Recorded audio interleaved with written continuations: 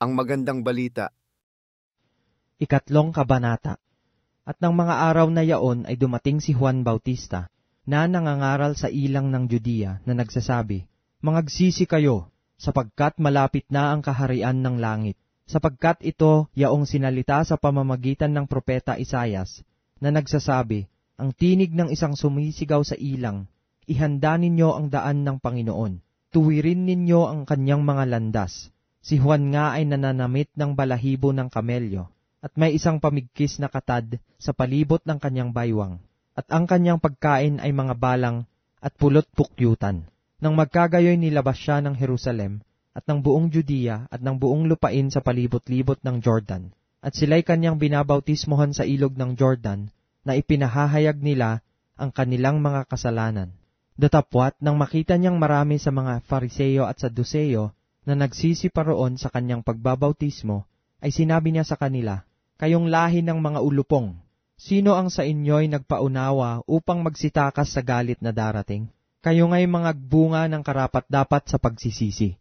At huwag kayong mangag-isip na mangagsabi sa inyong sarili, si Abraham ang aming ama, sapagkat sinasabi ko sa inyo, na mangyayaring makapagpalitaw ang Diyos ng mga anak ni Abraham sa mga batong ito. At ngayon pa'y nakalagay na ang palakol sa ugat ng mga punong kahoy.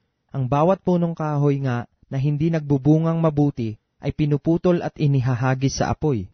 Sa katotohanan ay binabautismohan ko kayo sa tubig sa pagsisisi. Datapwat ang dumarating sa hulihan ko ay lalong makapangyarihan kaysa akin, na hindi ako karapat-dapat na magdala ng kanyang pangyapak. Siya ang sa inyo'y magbabautismo sa Espiritu Santo at apoy. Nasa kanyang kamay ang kanyang kalaykay, at lilinisin niyang lubos ang kanyang giikan, at titipunin niya ang kanyang trigo sa bangan. Datapwat, ang dayami ay susunugin sa apoy na hindi mapapatay." Nang magkagayoy na paroon si Jesus mula sa Galilea, at lumapit kay Juan sa ilog ng Jordan, upang siya'y bautismohan niya.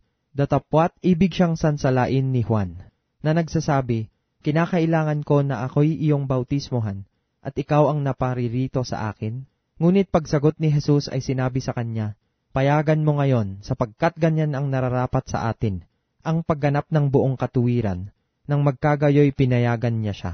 At nang mabautismohan si Jesus, pagdakay umahon sa tubig, at narito, nangabuksan sa kanya ang mga langit, at nakita niya ang Espiritu ng Diyos na bumababang tulad sa isang kalapati, at lumalapag sa kanya.